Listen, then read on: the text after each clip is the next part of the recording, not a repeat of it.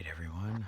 Continuing these major downloads and channeled messages. It is Sunday the 21st. I had to prepare for a performance today, but what's interesting is I have two sets that I want to do for my show tonight. One is to symbolize, it's just kind of funny. One is to symbolize, not funny, but the irony of it. One piece is to symbolize the death or falling. And the other piece is to symbolize rising. I'm writing this down on paper. Rising or resurrecting. Undoing your death. So it's quite fascinating that the person who is directing the show and putting it together, she wants them in a reverse order. So I will be doing the rise first before the fall.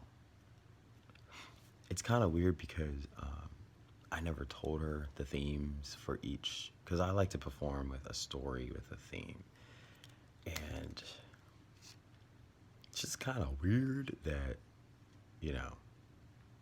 she would want them in reverse order because this is her show and we're hand selected to do these performances. But the days and times, like you guys remember, if you follow me for this year, the last performance I did for this lady was during the wolf blood moon lunar eclipse. Was that the wolf moon? And right at the beginning of the start of the eclipse, I performed, and I was done at the end of it. Anyways, so I want to talk about all this multiverses talk and dimensions, reality, timelines, shifts. So I think everyone hears other folks talk about it, but no one really breaks it down. Mandela. I'm trying to go through these very quickly, as simple as possible. Mandela, deja vu, future, altering, editing. Sorry, my chicken scratch. Editing the past. Time travel. And then black holes. So this would actually be pretty cool. So let's say I'll draw you guys some stick figures. So say this is Bob. And I'm going to tie this in with how this has to do with Jesus and darkness and light. So let's say that here's Bob, right? Bob is at A. A is like current reality, right? This is us now in current reality. Let's just say there's Sue, right? And Sue, she's a little jealous because Bob is creative and free, and Sue has to stay home and study, right? So Sue tries to find a way to distract Bob because he's just too creative and too expressive, and it's not fair for her to have what she can't, or for him. Let's just say she's jealous. He gets everything that she doesn't have.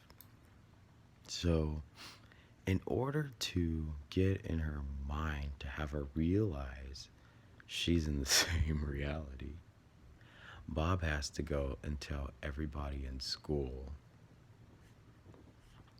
you know, spread a rumor, Bob, and telephone begins, right? So as telephone begins, these people tell other people, and the message gets convoluted, it gets mixed up, right? So let's just say that you have different cultures, religions, and their messages. It's all the same shit. But then all this spreading around, it's actually happening on her plane too. She's like, let me tell my friends about you because I don't like you. And then all these people are telling their friends. So this whole battle on this one little reality called A. So in order to fix A, one has to shift out of here or ascend or get caught up, rise, or whatnot. There's only two people who are allegedly, in theory. I'll tell you why it's not Enoch, you guys, because Enoch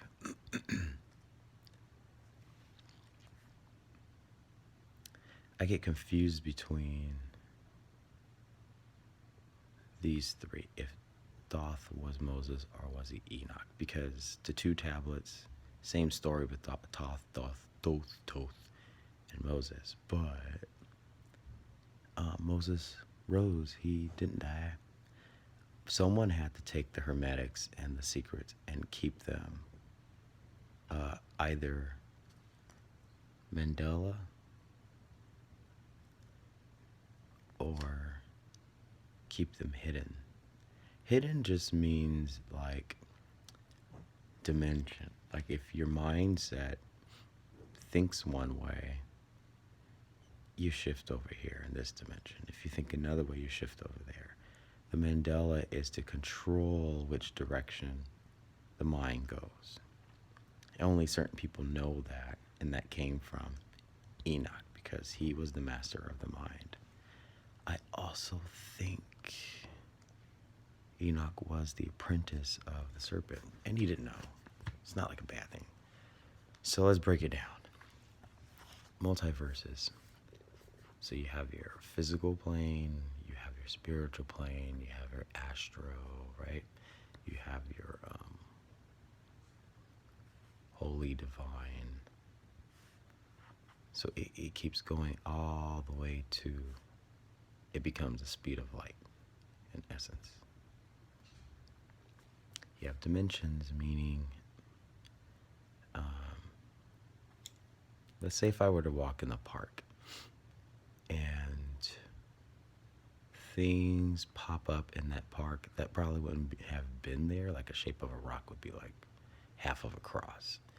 When my mind taps into that reality, I create that reality in my space.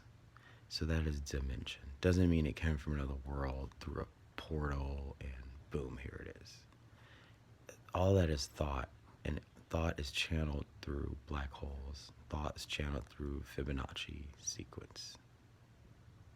I hope you guys are following me. Reality is, it's just a being. We're just here. It's a position, right? Timelines is more of like a soap opera or a TV show episode. There's these stories of these people and they have roles and they continue these roles. Shifts are more of like when you have your Fibonacci sequence. Let's say like somebody, this is a good but a bad example. Someone who, let's say they had addiction, right? Everyone has them. Could be cookies, food, clothes, shopping. So addiction can either spiral you down because you're shifting, you're participating so much with that frequency, that reality, that then you start to what is it called? Descend. Or you choose to say, sober, you ascend. So that is shift. Every time you make a decision, a thought, or participate in anything, you shift. I hear a bird and a dog. Mandela, as I said, it's a control mechanism. It's an intentional control. Like if you want people to believe your narrative, you tell them stuff, they believe it. Deja vu, I've made the perfect video of this. When you think you saw something, it's because you did. In the astral realm, you dreamt it because you made an edit in the future. And when you get to that future, let's say 3 years from now, you're like, oh, I had a deja vu of this. You've completed the editing process. I already went through editing the past. A lot of times with editing the past, you have to go in history. You have to read history, and you have to not follow it literally, but you have to connect the dots. Shut up, everybody. Black holes, Fibonacci. This is the last thing. So let's say the ancient Egyptians. I guess this is a catching up of my last video from a while ago. You guys see the fish, right? You see that in Christianity, and you see it in Egyptian, right? So I'm just saying. So let's say this cobra serpent wearing hoobla, hoobla, hoobla. And then there's a sun one too. I'm just catching you guys up with everything. I'm trying to move fast. Enlil, Enki, okay, sky, earth, water, mind. So let's say the Egyptians in general, all these different people. I think I uncovered something. So, what do they call these? The pyramids of Giza? I think they're aligned with black holes, because if the past is responding to a high frequency through black hole process, did you guys know 3 days in a black hole equals to 7 years on Earth? 3 days in a black hole or traveling through is the equivalent to 7 years. This is why I kind of think the 3 days of darkness has a lot to do with the tribulation. Because we shouldn't have to always count on a calendar. Our calendar is wrong. Our Gregorian calendar is wrong. It's 28 days in February for what? No one explained that to us. So we've been counting the days and not knowing how far along we are in the future because we've been following a calendar. So, in essence, 3 black holes correlate with pyramids of Giza. You can transmute or ascend and descend to the other side of that black hole, which is 2019 currently. Or messages that you channel here. That's it, someone doing yoga. Now I got lazy. Let's say someone's channeling a message, right? And it's coming through from, it's all real time. So if you think all these massacres and terrorist things that are happening now, it's probably because it's happening in real time. Because back then, there's a black hole, and now it's a black hole. Ooh, that's a lot for your brain. Good luck. It's just a theory because I was thinking about why would the story say Jesus ascended and rose, and where did he go? He's not just sitting in heaven like, I'm just going to wait 3,000 years till these people get it right. I think he's going to different multiverses, different planes, dimensions, and trying to educate everyone that this great deal of darkness has just really corrupted one plane. So, in order to spread the word to all these different places, you're gonna have billions and billions of multi-dimensional beings. Excuse me. I usually get those when I channel messages. You're gonna have a descendants of all these people coming to just kick ass, and really, like, there is a war going on, but there's an army being prepared. That crow agrees with me. Anyways, if you guys get what I'm saying, I don't think today should be a day of mourning his death, and that crow agrees with me. It's not a day to celebrate death. It's a day to celebrate a win for the team. That someone understood, hey, if I'm the most important person, I understand all the mysteries. I need to go as far and high and wide as possible to teach these things, not just stay here. And to see how he transfigured into so many different people's consciousness, I think it's amazing. It's like when you're trying to only combat 200 people who are your arch rivals, but then you found a way to channel yourself through billions of beings and people. We have won. We have won. I shouldn't have doubted that. We are winning. We have won. It's gonna be good from here. That's what I feel. Anyways, my mom's coming over, so I better go shower.